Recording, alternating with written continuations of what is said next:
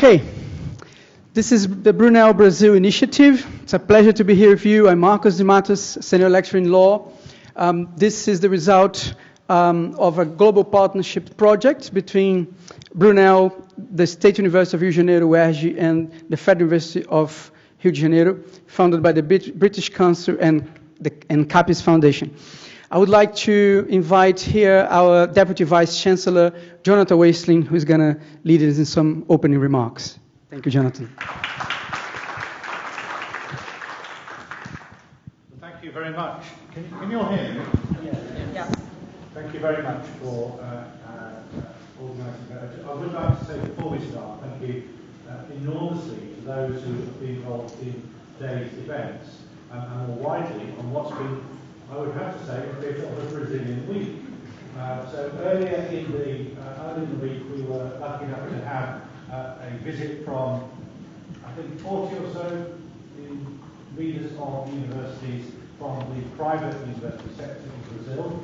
A very, very important part of not just the educational landscape of Brazil, largely provided through private provision, but also obviously important in terms of the economic development of the country, the opportunity. Sorry, Professor, I'm told you need to use this one. Oh, I'm told I need to use this one. Okay, clearly my voice is not loud enough. An opportunity also, especially to look at the ties between UK higher education and Brazilian higher education, be it both public and private. It was a great pleasure to host those colleagues here on campus. I think one of the things I was struck with there was the already existing and deep ties between Brazil and the UK in terms of just individuals who have travelled, have worked there, have had business interests in there, and particularly around the higher education area as well. Higher education has some really fantastic links with South America, but in particular with Brazil. So it was a real pleasure to welcome those yesterday. Today, it's my great honour and pleasure to welcome the Minister from the embassy here in in Brazil, to Brunel University of London. I know you're based here in London now. You've been here for a while. I'm going to give you an opportunity to introduce yourself in just a moment, but I know your job will be very, very busy, and we really, really appreciate the time you spent to come out here to West London to talk to us and meet some of the community here. We've already been engaged, I know, in some interesting musical events. We were talking about those earlier. But the great tradition of music, culture and art in Brazil, I think in particular, is something that has real resonance with us as an institution. So welcome, Minister, and welcome to everybody else here this afternoon, and particularly to Marcus, who's going to host the panel event, which is just about to come up. I think just to say a couple of things briefly about Brunel. Brunel obviously is a very international institution. We have representations from all over the globe here. Every time I come to an event around a specific campus event around a country focus, like Brazil today, but it might be another country, I'm always amazed by the number of people in the room, and that really just tells us how many staff and our students come from an international base. You're as likely to bump into somebody from the globe here as you are anywhere in the globe as you are from someone based in the UK, and that's a great asset to us as an institution. So we look forward very much to building deeper links with Brazil, deeper academic links. I think we have, as we said yesterday to the Brazilian deans and principals of their colleges, we have a lot in common and a lot that we can work together very much to very common and shared interests we've got. I think probably most notably thinking about some of the real global challenges, some of the real challenges we've got as a society, as a global society, to tackle. Those are in the education front, thinking about how we can get higher education to all aspects of society. It's important for our country's economic growth. It'll be important for your country's economic growth, as well as wider global prosperity. But providing education is expensive, and it becomes more expensive as more of the population become engaged in that. And I think we've got a lot to learn from both countries in terms of how we can provide that at a good cost that is affordable for everybody, but maintains the quality and the access to that higher education. So that's one big challenge we've got. I think another big challenge is more wider in terms of thinking about healthcare as society, how as a society we can provide at good cost healthcare in a fair and equitable way to all members of the society. And I know that Brazil, this is very much high on the Brazil's national agenda. It's very much on the UK's national agenda as well. So as an institution that's very embedded in thinking about healthcare opportunities in our healthcare training workforce for the future, then I think that's a really important area of commonality. And finally, the most obvious one, I guess, is in thinking about climate change and sustainability. Brazil is absolutely the forefront and the custodian of some incredibly important assets that the planet has.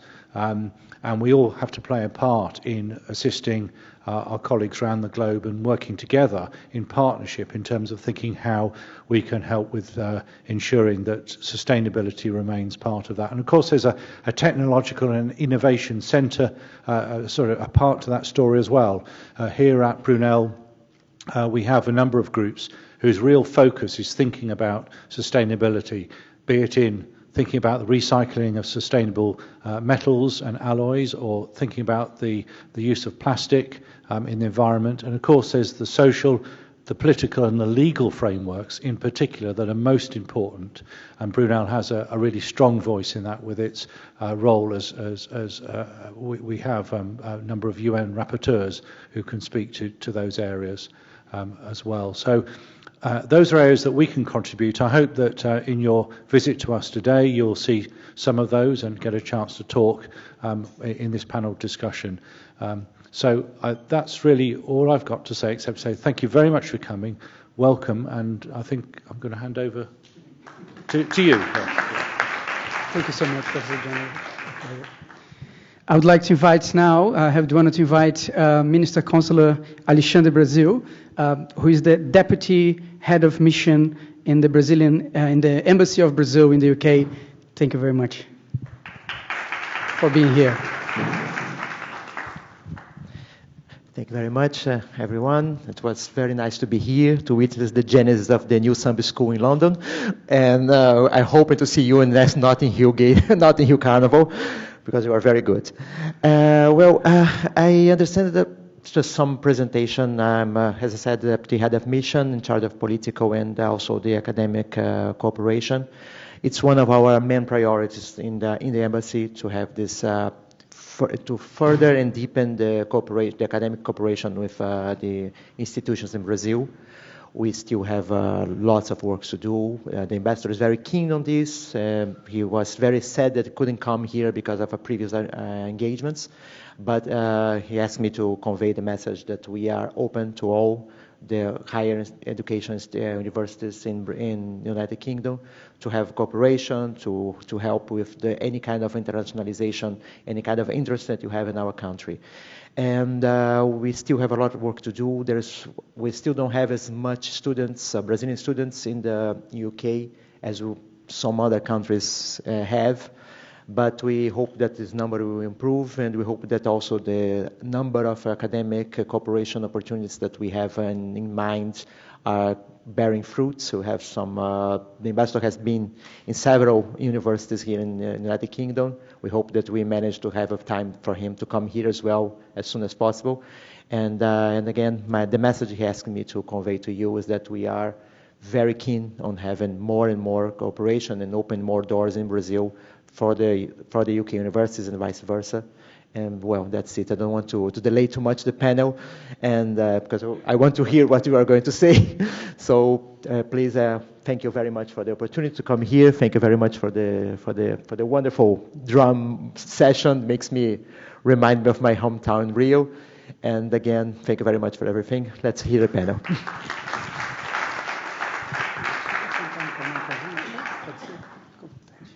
I'd like to invite my colleague, Dr. Paula Westenberger, to chair the session.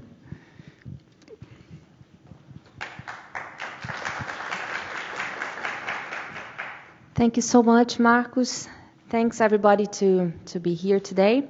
We're going to start our Global Partnerships panel, Human Rights and Climate Change in Transnational Education and Research. This panel will discuss the future of academic collaboration between Brazil and the UK, focusing on the possibility of joint research and educational projects. What are the current challenges and opportunities for international collaboration between higher education institutions in both countries is what we're discuss now. It will also share the experience of the findings of the project led by Marcos, Human Rights and Climate Change, Transnational Education, Research and Innovation between Brunel, UERJ and UFRJ. I am from Rio, so you might notice my accent when I say these things. Funded by the British Council under its Going Global Partnership, HE Connects UK Americas Partnership for TNE and Internationalisation and CAPES Foundation. I would like to invite to join the panel Mary Richards,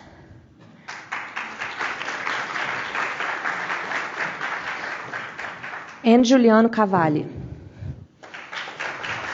Hi. Okay. Will I sit? Am I going to be in the middle or? Huh? Yeah. Okay. Why not? Why not? Why not? Yeah.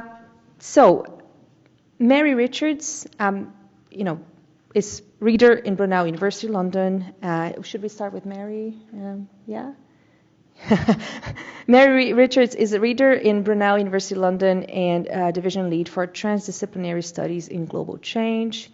She has been Vice Dean Education for the College of Business, Arts and Social Sciences of Brunel University, London, when she developed the Bachelor of Arts and Sciences degree program in Global Challenges, working with colleagues from across the institution. She has a significant experience in transnational educational and research. As a result, the Brunel Basque Global Challenges degree includes strand pathways on planetary health, social cohesion, security, global innovation, providing opportunity for students to study in a more holistic manner.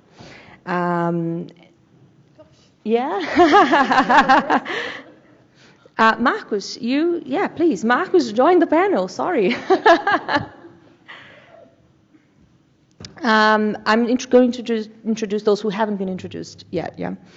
Juliano Cavali is the president of the Association of Brazilian Students and Researchers in the UK, ABEP UK. He's a doctoral student and a graduate teaching assistant at the Institute of Sustainable Resources at UCL, under the guidance of the Bartlett School of Environment, Energy and Resources.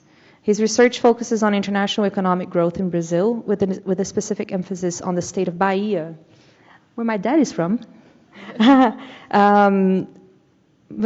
in the northeast of the country. Originally from the state of Santa Catarina in Brazil, Juliano has a background in political science from the University of Amsterdam and master's degree in urban economic development from UCL. His work explores economic and sustainable dynamics, contributing to the understanding and promotion of regional development in Brazil. And Marcos, you've been introduced. Yeah, okay. And so I'm not going to reintroduce those who have already been introduced, but why don't we kickstart with Marcos, who is the leader of this excellent project and the reason why we're all here. So thank you so much, Marcos, for all of this. This was amazing, and we're very excited to hear from you. Can you hear me from here? Yeah? Better with this? Yes. Okay. Much better. Okay. So, good afternoon again. And really pleasure to be here. Really glad to have you guys for this panel. I would like to salute you from the Brazilian community who are here today to see the result of this project. Thank you, Mary, thank you, Juliano, and thank you, Minister Alexandre, for being here today. Jonathan has left, right? I was about to thank Jonathan as well for the opening. So now, it took a while for us to get here. What you're going to see today, this panel and the whole event, the Brunel Brazil Initiative, is the result of a project entitled Human Rights and Climate Change, transnational education, research and innovation between Brunel, UERJ and UFRJ, as Paula introduced us here.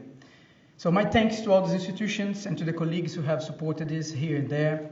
I cannot name them now for time, but if you stick with us until the drinks reception, I will name them, each of them. So a little more than a year ago, me and 4 other colleagues started a collaboration to build international partnerships between our institutions. Juliano Magalhães and Daniela Barcelos from the Federal University of Rio de Janeiro, who are going to be speaking in the next panel this afternoon, and Fernando Fontainha and Gustavo Siqueira from the State University of Rio de Janeiro, from whom you are going to hear this evening and tomorrow noon, respectively. So around September 2023, we decided to build up a project to apply for a bid and face a division. The division between human rights and climate change. 2 global challenges that do not always walk side by side, as we will see. And as soon as we started this project, we had a hint that this division was not accidental. It was the result of history and academic reflection. Let me share a few of these reflections with you now. In the beginning of the 20th century, Franz Boas, a German and North American anthropologist, wrote his theory where he separated nature from culture. Boas was particularly interested in separating genetics from environmental factors, and so he was interested in contributing to resist and to oppose what was called the scientific racism of his time. This separation between nature and culture was particularly important to consolidate both the social sciences and the notion of human rights as we know them today. In the middle of the 20th century, the French jurist and sociologist Jacques Ellul questioned the separation between technology and culture, pointing out to a paradox. Technology had become the most important factor and aggregator of modern societies. As such, efficiency and utility were now consolidated as ethical values, according to Ellul. And the paradox was that efficiency was becoming the only ethical value available in these societies, and it was now almost impossible to argue against the technological progress, as Ellul used to say, even when it threatened our own existence, such as happened in the past with the atomic bombs he so strongly opposed. We were lacking an external ethical parameter, something that, external to the technological values that informed our modern societies, according to him.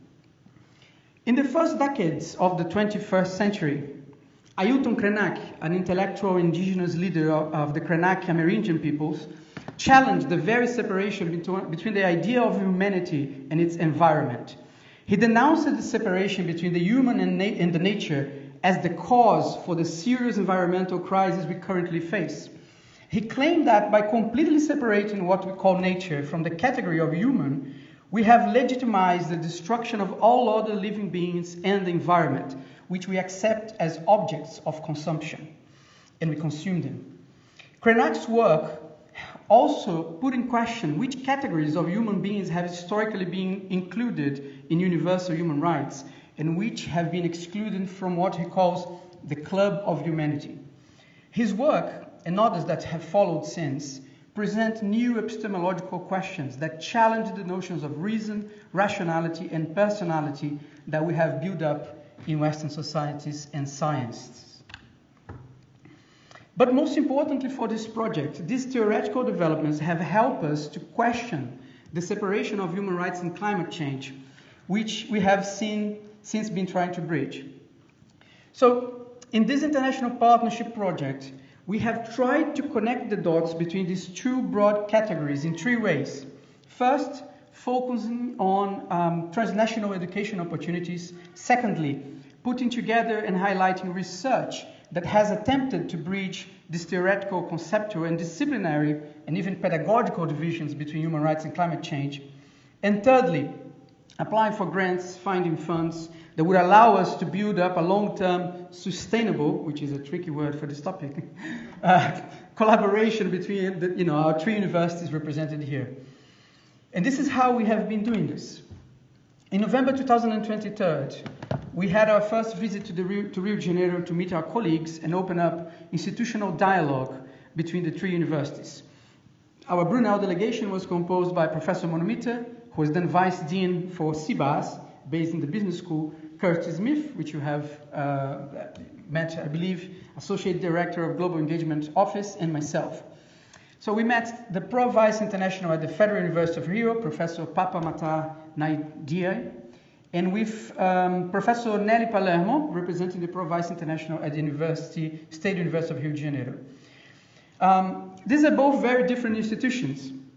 The Federal University is an old, more traditional institution, which ranks similarly to Brunel in most international rankings. The State University of Rio de Janeiro is a modern democratic university. They were the first to have implemented affirmative action for African Brazilians before legislation was in place in the country. They are a more recent university. What both have in common is that they both have law schools that are listed among the top ranking law schools in Brazil. And both had, and have to this day, postgraduate programs that are considered top quality in research and education in Latin America, attracting funding from the most relevant international agencies and Brazilian agencies. So during these meetings, we discussed with them the possibility of offering joint postgraduate models for students on master's programs. The initial idea was to find or to create compatible models that could be taught on campus on each of the three universities, but which would be connected online. This was a strategy to, in a year, overcome the difficulties with dual accreditation, assessments, degrees, quality control, and all the bureaucracy that this requires. So each university would deliver their own teaching program on campus, evaluate and assess their own students. If we manage to teach together these models that were already taught in each of the three universities, then we would be opening up an interesting opportunity of internalization to our LLM students and master student bodies. An opportunity of international peer learning by linking postgraduate teaching online. Ideally, we would begin by linking up modules that would be relevant to human rights and climate change, the two categories that we were focusing on this project. So, how do we deliver this?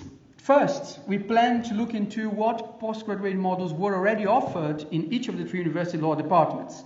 Secondly, we would contact those teaching the compatible modules and see if they would like to link their teaching online. Thirdly, in case that was not possible, we would propose to create new models that could then be offered jointly on campus and online. But I can tell this in advance. We have found out that in law postgraduate programs in the three universities, they all have a consolidated emphasis on human rights. That is from the very start. However, climate change is not really there yet. It might be in some degree, but definitely not on the same level as human rights. In Brunel Law School, we analyzed two postgraduate programs, the LLM in International Human Rights and the LLM in Financial Regulation and Corporate Law. Brunel offered, this year that we analyzed, 41 PG modules, and 3 are directly connected to climate change. International Environmental Law, Corporate Responsibility, Sustainability, and ESG, and Energy Law. The other models that might touch upon climate change issues are governance, regulation and compliance, theory and practice of international human rights, business and human rights. That was for Brunel. In the State University of Rio de Janeiro, we looked into their postgraduate programs in law, which are divided in two areas, two big programs, citizenship, state and globalization, and legal theory and social relations.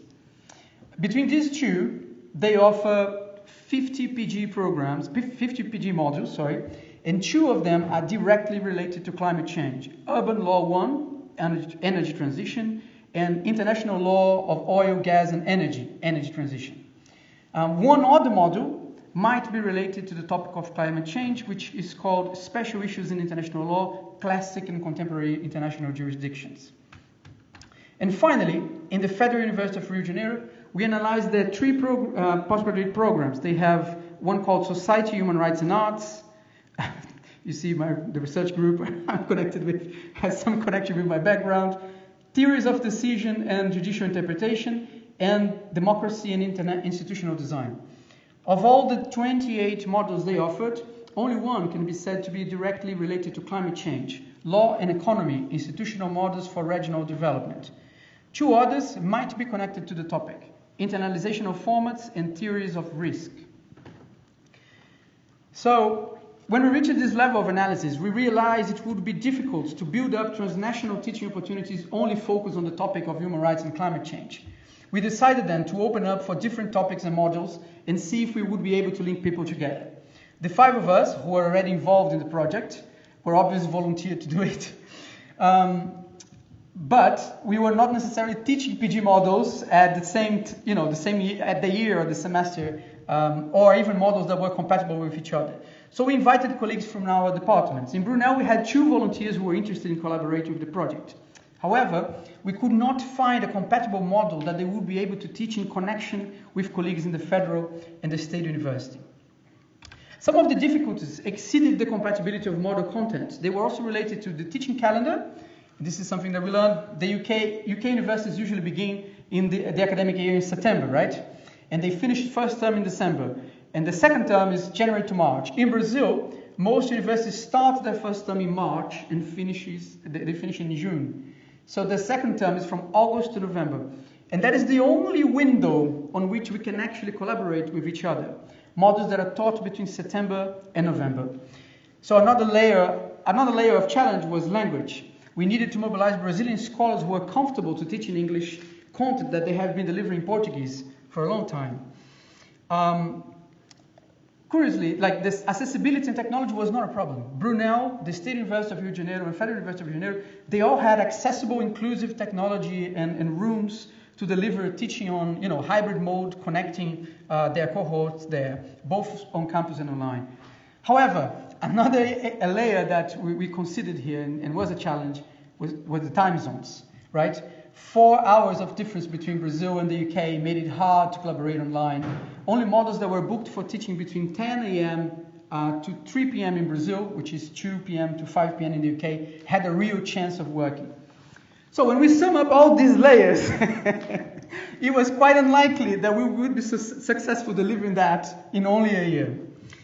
One solution we considered was to create new models in Brunel that would then mirror their models, and vice versa, that would allow. So we proposed 2 new models for this purpose, but unfortunately, last year, if you teach in Brunel, or if you're a student here, you will learn no new models were authorized for PG students because recruitment had dropped of international students, and that affected our PG programs.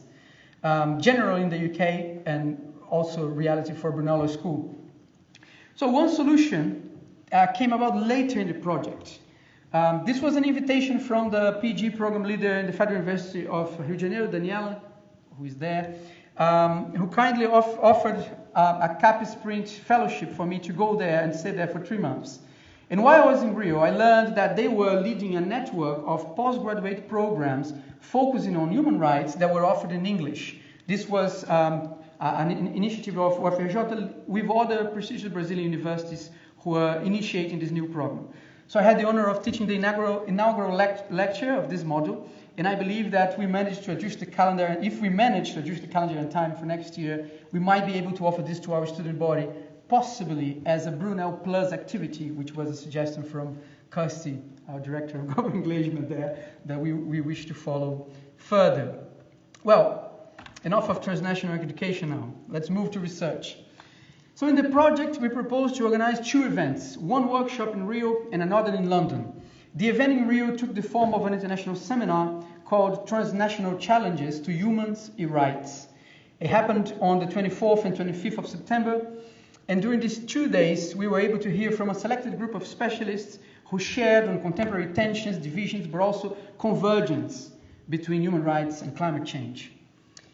What did we find out? One convergence that was highlighted is that contemporary research on climate change repeatedly demonstrates that indigenous and Amerindian people's knowledge, lifestyle, and culture have a positive impact on climate change. This people's traditional lifestyle has a significant impact in reducing deforestation and improving the preservation of the environment. In the Rio event, we heard the results of recent research, such as delivered by my colleague, Colin Warner, who is also here, which reveals that one possible way to face deforestation and prevent climate change might be the demarcation of indigenous land rights and the protection of their cultural rights. We also heard about other ways in which human rights and climate change overlap, such as in transitional justice claims, social and economic rights, and social justice. Notions that could include a better global distribution of industrial economic goods and the sharing of the environmental impact currently imposed on developing countries and vulnerable communities. We heard from research on hard science that proclaimed the alarming numbers of climate change. We learned that on the 15,000 years since Ice Age to the Anthropocene, the temperature raised twice what we have heated the planet in the last 200 years since the Industrial Revolution. So in 200 years, we are halfway there, what it took 50,000 years to change. Discussion was, I was going to say discussion was heated, but that's probably not the best word. Discussion was very interesting on what is still possible for us to do from our academic positions in higher education. What are our chances to survive and impact this? We also heard from recent research on curriculum, on higher education curriculum and its relation to climate change, from data collected both in law and psychology departments. Some of the questions raised on these issues were quite interesting. How do we change the legal curriculum to resist climate change? Is there time to implement this change? Is it better to offer specific modules focused on climate change and environmental law, for example, or to expect that every module program should address the issue? And most importantly, how can we link up human rights and climate change to strategically impact the latter? How can we implement policies that will really promote the protection of the environment and the culture that preserves it? And how do we mobilize academics, politicians, judges, and the general public on a topic that is so alarming and sometimes scary to most, tends to scare people off? So, basically, how do we find hope for ourselves and to society to face climate change, which is the question I wanted to share with you. And finally, as we're moving to the end of my presentation here, I need to say a few words for the future of this project. One of the research collaborators that we wanted to create in this project was building up a transnational institute on these topics that could capture grants both in the UK and in Brazil and deliver informed research on human rights and climate change. And the opportunity, appeared quite recently, and too close to the deadline, I have to say, when Margarida Lacombe Camargo, which is a scholar in the Federal University of Rio de Janeiro, learned about the British Academy Global Professorship to 2024 bid and decided to apply. Margarida has a research on law and science, where she looks into how Supreme Court sometimes become engaged in what she called the co-production of science along scientists. This happens, she claims, when constitutional cases decide between two scientific theories and then you have scientists standing on opposing sides. For example, in a recent case in Brazil where the court had to decide if a child born without a brain, anencephalus, is dead or alive when it's born. So, the justices have to decide this kind of case. Or do they validate an anthropological document stating that a group of Amerindian have been living for 2,000 years in a certain place? So this is how it happens. And together with her, we have been putting an application to try to bring her here, and with the funds from this fellowship, possibly build a Brazilian institute, which will be provisionally called the André Rebouças Institute of Law and Science. André Rebouças was a pioneer African-Brazilian engineer and an abolitionist in Brazil. And we believe this might be a way to attract funding from Brazilian agencies, which we wish to have the help of them in the future to deliver this here.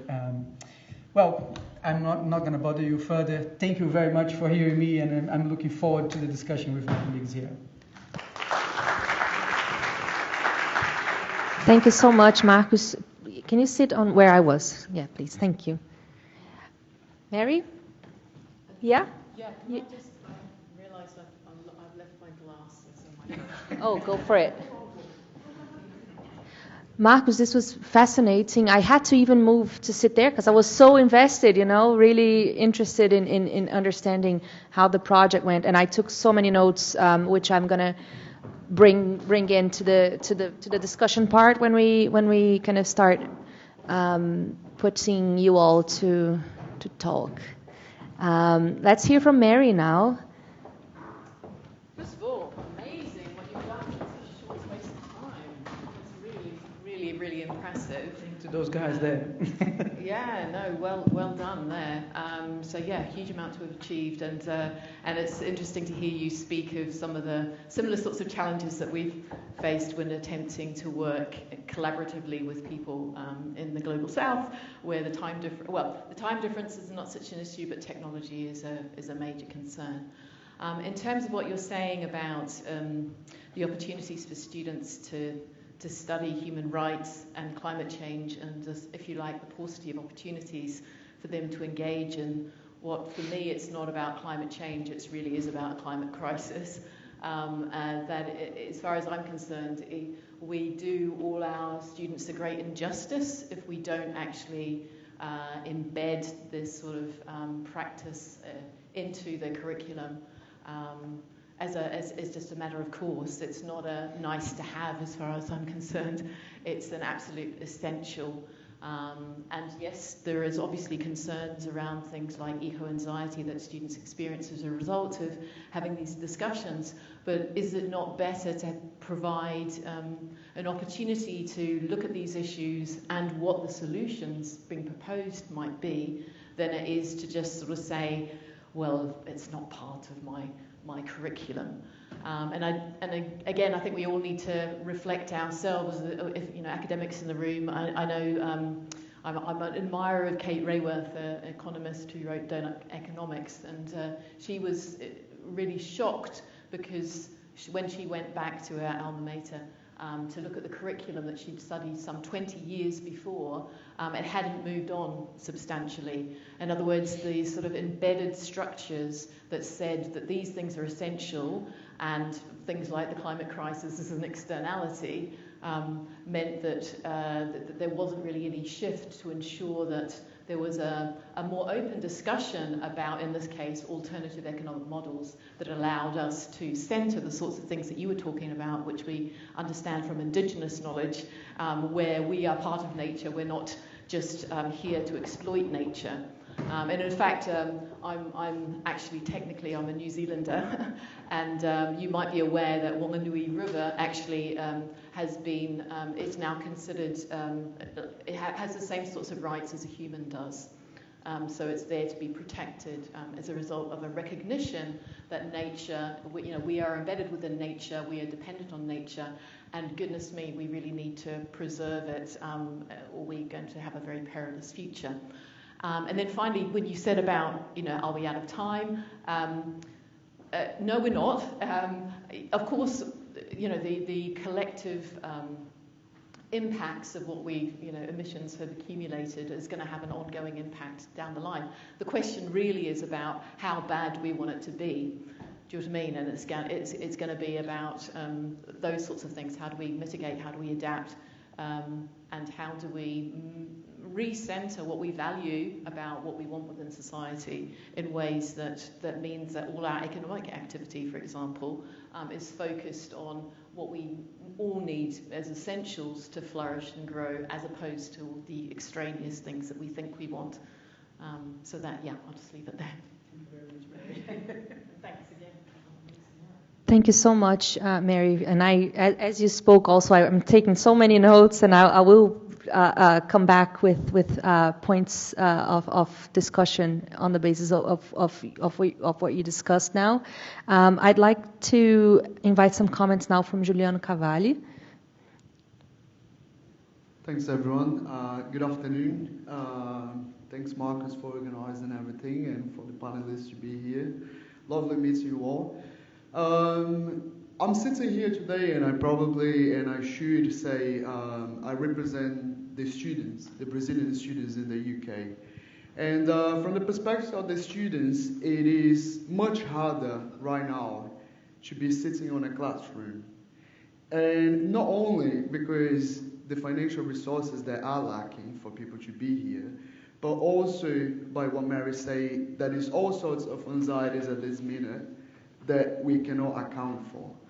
Every single day we think there is new violations of human rights. The climate crisis only increases. And there's people now looking into a degree and thinking, what is this for? How meaningful would that be for me or for the planet? And then you see, by numbers, and I don't have the numbers on me, it seems like we have less enrollment in this country, at least from domestic students.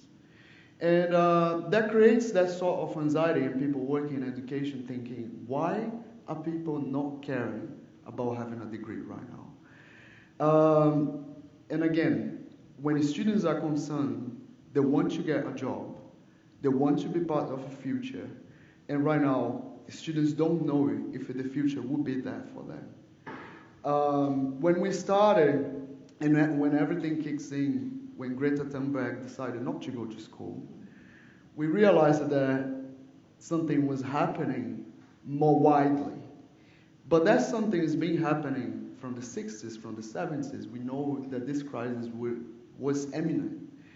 And we took us so long to adapt and understand to that sometimes students have the idea that academia is lagging behind.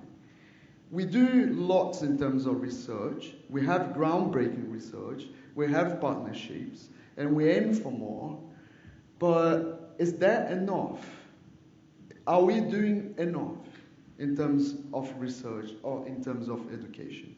So my initial comments would be with that, because if we don't have the classrooms right now filled with people that are interested in the future and not just scared about the future, because some people will be driven by the fear of the future, we are not fostering their minds to be thinking about something that is different, that is novel, that would take us forward. So I think, and I can say from the students that I represent, some are here today, that we do have a concern. And our concern is that sometimes academia is not responding fast enough for the anxieties of these students. Thank you so much, Juliano. And should we invite Alexandre to make some comments as well about what was spoken before I start provoking everybody with some questions? Well, thank you. Thank you, everyone, for being here. Well, I had prepared a long presentation about human rights and climate change with Brazilian government, but I will not bother you about that because everything was being said here.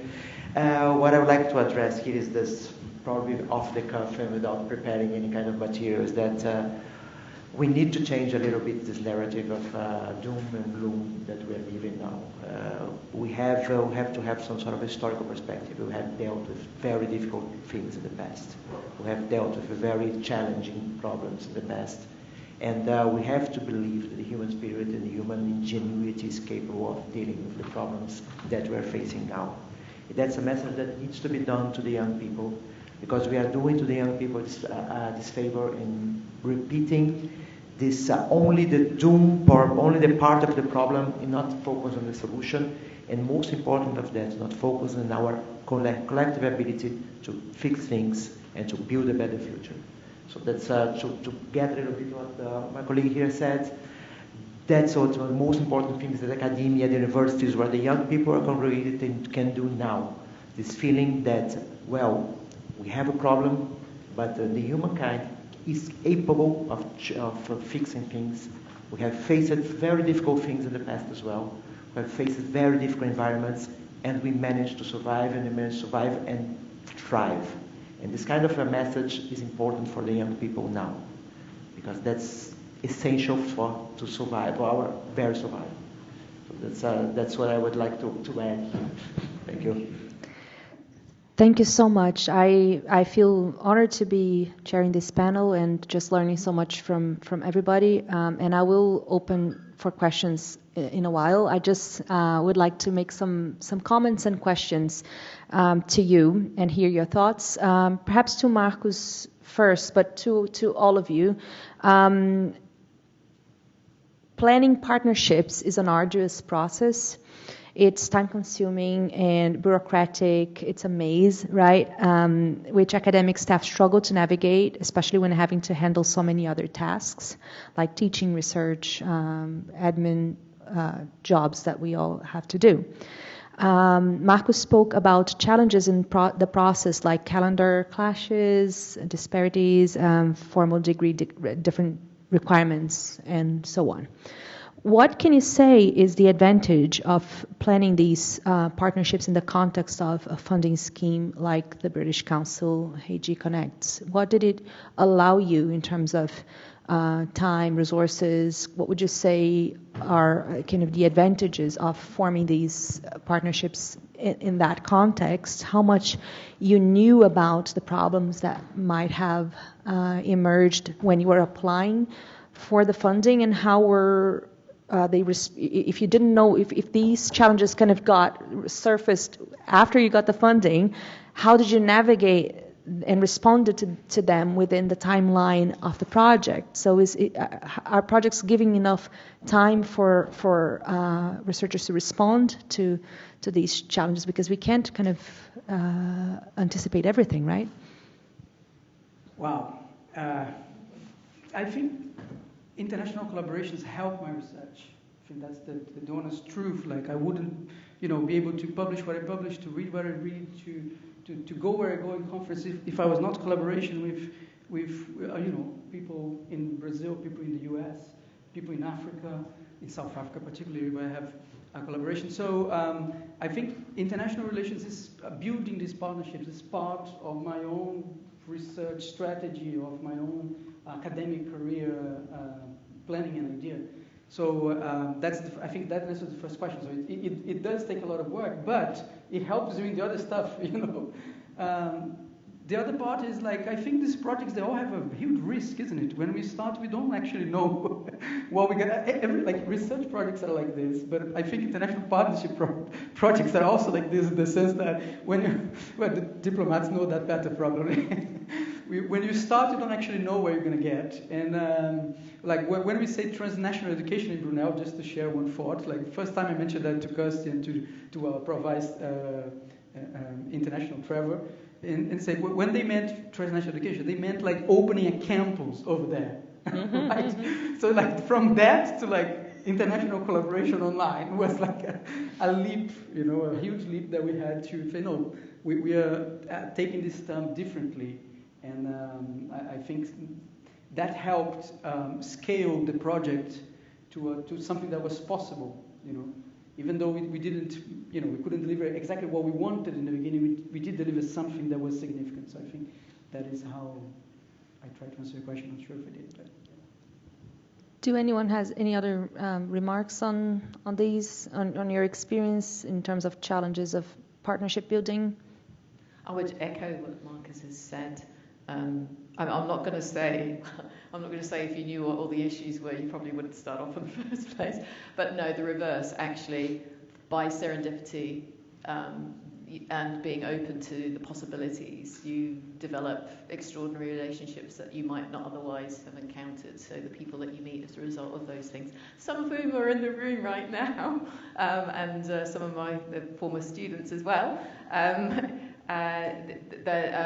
So I think it's an opening out rather than something that's solely framed in terms of the challenges that you face and the bureaucracy and all the other sorts of things that make some of these things a bit of a nightmare at times. So tackling with an open mind and open heart. Yes.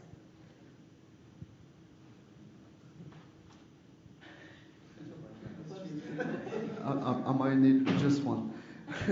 Thank you. In terms of partnerships, I also think is solid networks and people participating on that network, so the networks being active are quite important, and I'm certain you all the panelists know that. And sometimes students, they are here and they are seeking that networks. They don't know where to go. They don't know who to get involved with. They find difficult to create that engagement with local communities and also bring that back where they come from.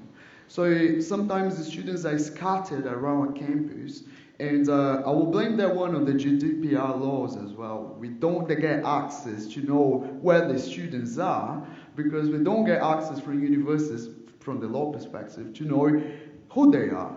So it's really difficult to gather these networks, because in my opinion, sitting right now as what I am, we are trying to build our network of students. Students that are right now on the undergrad, and soon there will be postgrads, and soon there will be researchers, and soon they will be sitting in this panel. But they wouldn't do all of that without our network. And the opportunities for networking coming from students' associations and other sorts of associations, clubs, researcher groups, etc., they are quite scattered. So it's hard. It is truly hard to make this happen. I'm quite proud that the association that I represent has 40 years of existence in the UK. But every single year is another challenge on building this network and make sure that everyone is in that everyone is participating, and then we can count on everyone. And the solidification of this goes around because the private sector needs to access that network. The universities, they are waiting a partnership. And everybody is somehow, there is money, there is resources, there is people. But the connection between these three things are quite difficult when you're trying to build a network. So seeing something like what Marcus and his team built in here in Brunel is extraordinary, it's fantastic. But this is not the usual. So that's what I wanted you to remember, that this takes a lot. It takes truly a lot. If I may just add something. Yes, of course. One of the work that we have been trying to do in embassy also is to have this kind of a network effect with all the researchers, Brazilian researchers in different universities in the UK. And again, it's very hard sometimes to map these people. And I would like just to say that we are open, and please, if you are a Brazilian researcher and you're in the UK and you want some sort of talk to us. Sometimes we talk to lots of different people in Brazil and here, and you don't know sometimes with whom we can contact in the whole of UK. So please enter in contact with us, grab a coffee in the embassy or something. It's important that we know where you are, what we're doing, and only with that sometimes something happens and some doors can be opened. So it's also important that we talk to us as well. Thank you. Is it Brazilian coffee? Yes, it's Brazilian coffee. Yeah, but can I come? It's Brazilian coffee. I have to say, it's not the best Brazilian it's okay. It's okay. It's okay. But it's Brazilian coffee. Thank you. This was great advice, and a wonderful opportunity. I might take on that offer myself. So, another thing that was curious, and maybe I'm going to ask this kind of as a two-pronged question. What are your main lessons learned in this latest project, as in terms of what would you do different next time, and what would you definitely do the same? What really worked, you think, in this project is one question. The other question is, how do you, in a project like this, where you involve two countries, like UK and Brazil, perhaps countries that might have different political positions around certain issues, right? And beyond UK, Brazil, more generally, how do you navigate potentially different political positions and priorities between two or more countries when delivering a project like this? Sorry.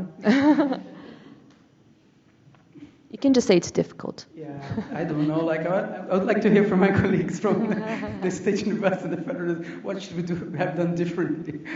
Because I don't know. I think we still need to we're going to have time tomorrow to talk about that. But I think, definitely one thing that I should have started earlier is the MOU. So the MOU takes a long time to prepare, and we are late in that. But I think perhaps, I don't know. I think the question of involving more countries, I think you have layers of difficulty, but you also have other ideas, I'm always curious and fascinated by other cultures and how they respond to these different challenges. And I think if we could have this with like Brazil and Mexico, for example, because this bid also funds Mexico, right?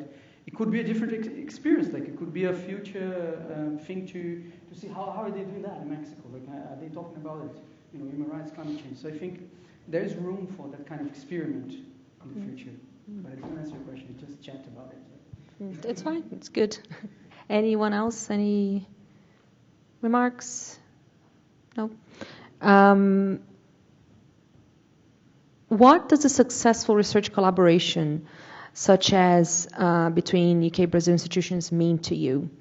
Mary, for example, discussed societal values and how they are so particular to certain cultures and certain contexts, like the New Zealand example.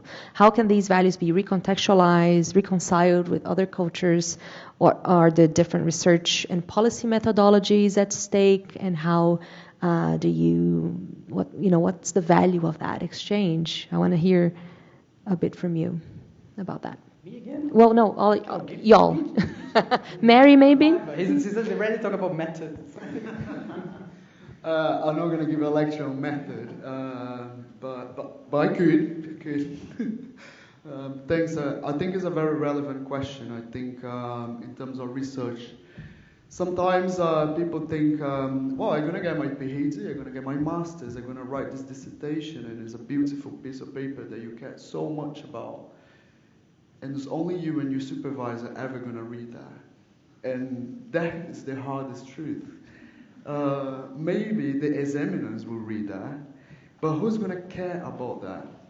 So I think from the perspective of students again, research needs to create impact. And when you see that impact in real life, when you see that people's lives are changing, there is more engagement, there is more community, there is conversations like this coming out of what you do, then you can start measuring that impact. Right now we are quite arbitrary in the way we measure impact, I would say. Sometimes people think, oh, but I want to publish in this very journal, and this very journal has an impact score. And this impact score is like a credit score by Elsevier. We all know them. They're not the good guys. How do we change these things? How do we change the accessibility of research, for that research to get in many places, for that research to create the impact? These are the conversations worth having. And as a Brazilian person, there's lots of research in Brazil that never gets here. Never. The language barrier being one of the main obstacles in that, but obviously the interest on the Brazilian research. Sometimes we look into this and we think it's like, oh, but that wasn't published in an XYZ journal, so nobody's going to read. And you find like the most beautiful, valuable pieces of research published only in Portuguese. And because that is not a highly relevant by Elsevier peer-reviewed journal, the research stays there on a limbo. And that is concerning. And I think if we're going to move this forward, if we're going to see these impacts, if we're going to create these impacts, we need strategies. We need people that are concerned about making this impact happen and breaking through these silos of information that we see. I want to add something. I think about the methods for collaboration and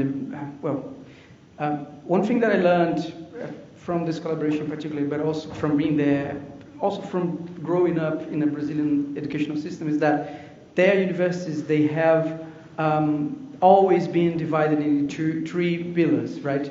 Education, research, and what they call extension. And extension is something slightly different from impact, because what they do in the universities in Brazil is that the academics are concerned that the university should have an impact in a given community, in a certain way, in a certain topic. So they all work.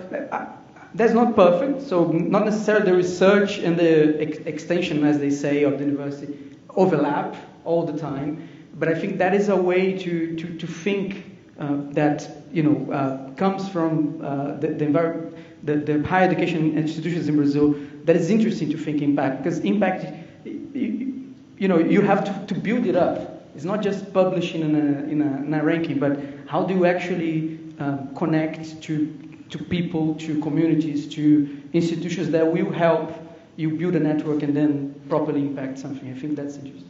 You have something to say for sure. I think you're absolutely right. If we just think about peer-reviewed journals, then the number of people who read them probably is on the fingers of one hand, sort of thing. And increasingly in the UK, there are alternative strategies being expected of researchers to translate, if you like, the research into something that's meaningful or some sort of applied nature. So creating resources in different sorts of formats, public engagement activities, outreach activities of various kinds.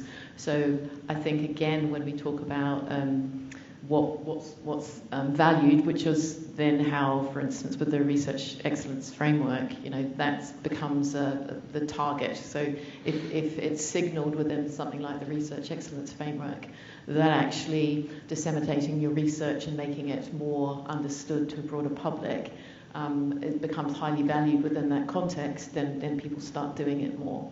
So I think certainly increasingly in the UK, that's something that people are expecting, because a lot of money, obviously public money, obviously goes into research, and they want to see what the tangible benefits might be for not just the individual researcher, but the society more broadly. And that's a fair expectation. So building in those structures right from the get-go of research is becoming increasingly important, I think.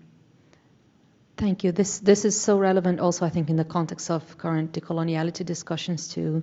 I think there's a lot of research that, because it's not written in English, is ignored as existing. And then the moment someone publishes something in English, the idea is then attributed to the English author, right? The English-speaking author, but maybe that idea was out there maybe 10 years before in another language, and it kind of perpetuates these inequalities, I think, in knowledge and knowledge recognition. The last thing I'm going to ask, just to talk a bit about students, because we focus a bit on project. Yes, it's 2 minutes left. I'm keeping an eye. Can we meaningfully involve students in research and practice? Just if you could say a quick word on that, because you're mentioning kind of how students might be a bit pessimistic, and how do you meaningfully involve and students as collaborators, really? You raised that question because you know something. Sorry? You know that in Brazilian institutions of higher education, they usually have what they call initiation of scientific initiation scholarship, which they give to students undergrad to join a research center or a research group and have an experience of research from the leading professors supervising, like they're supervised as an assistant to a leading professor who has a research group or center or institute. And I think we have been discussing here in Brunel how to do that. Like, how do we officially, because institutionally students cannot be members of research groups, centers, or institutes, but we're always inviting them to come to our activities. So why can't they be members, And this is something we have been talking about, and I think the collaboration with the Brazilian institutions helps a lot to build up this idea as well, that we should have students more connected to the research environment, and and not only limited to the taught spaces in the university. You're being tendentious. If I can add my perspective on that as well. Now we do also have students that are quite different than me when I started academia a couple of years ago. The students right now are more affected by different methods of learning, so certainly resources and money and making a space for students in research groups would attract more students there.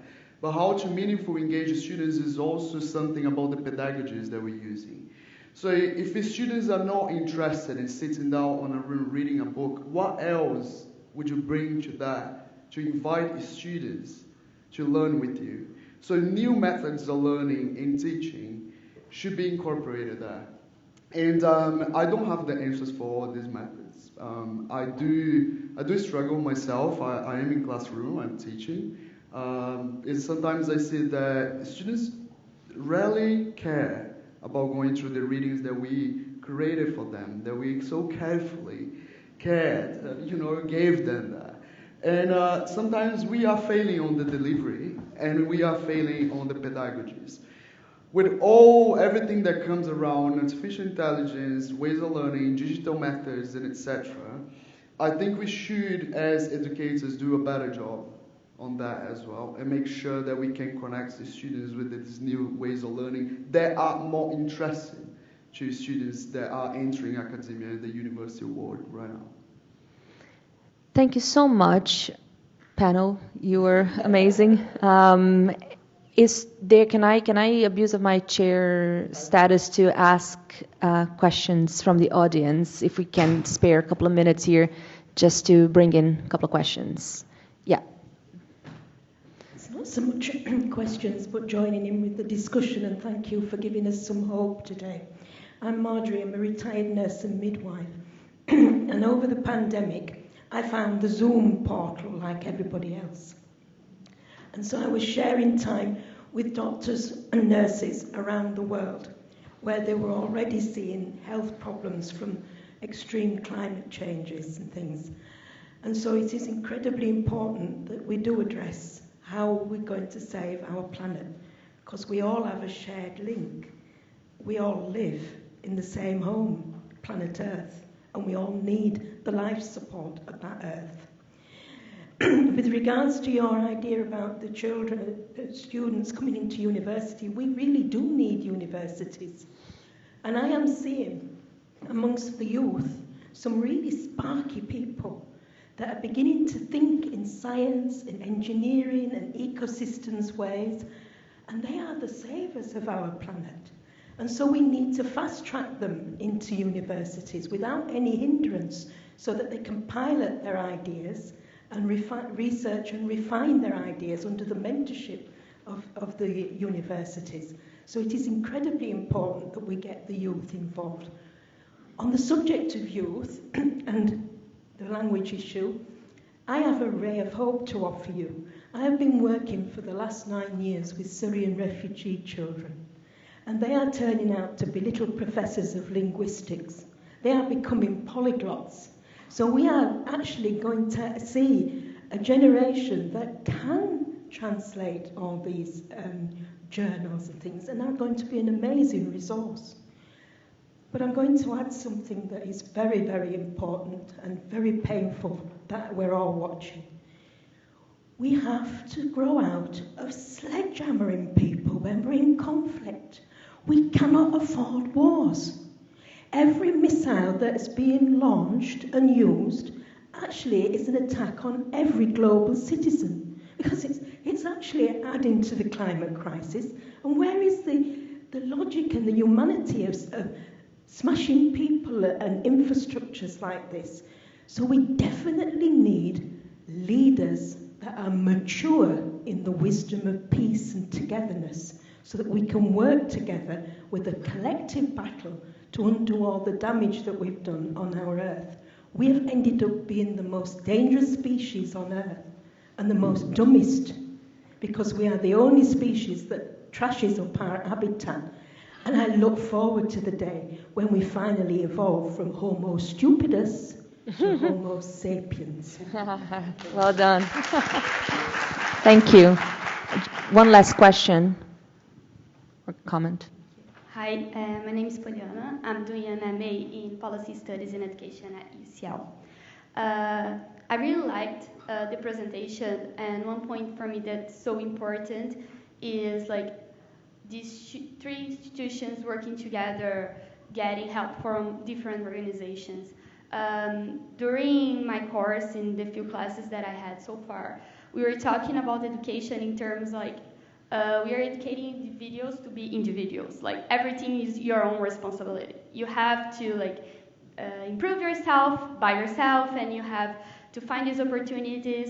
And I think this individualistic view makes people feel even less hopeful when we talk about human rights and climate change, because you feel like, what can I do as a person? What kind of power do I have?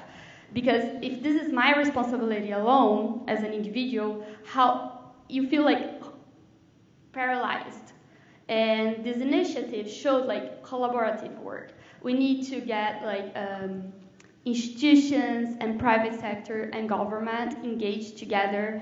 And I think education plays an essential role, because if you're educating people to think just for themselves, they won't want to participate, and alone we won't be able to solve any kind of issues. So I want to like maybe put this question, if this makes sense, if this kind of initiative can expand in different groups.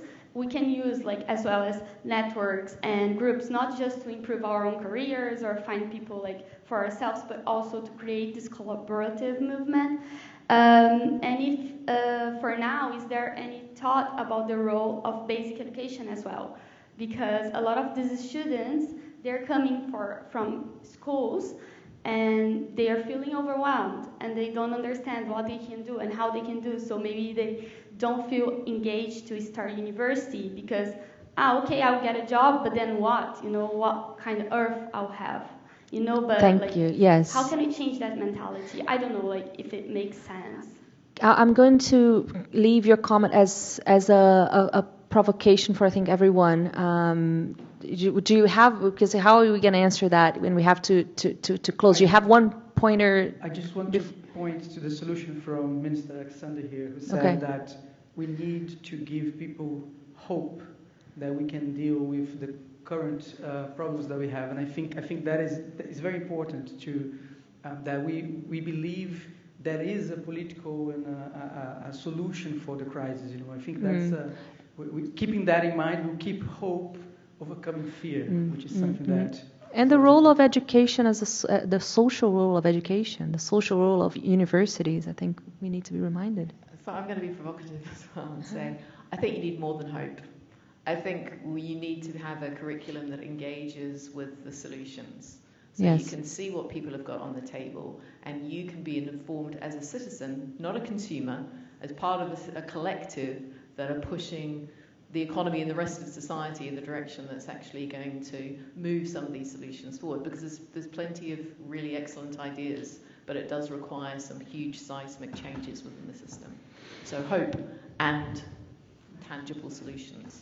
Thank you very much. Join me with a huge clap for our panel and everyone. Thank you so much for being here and your contributions. Oh, wow.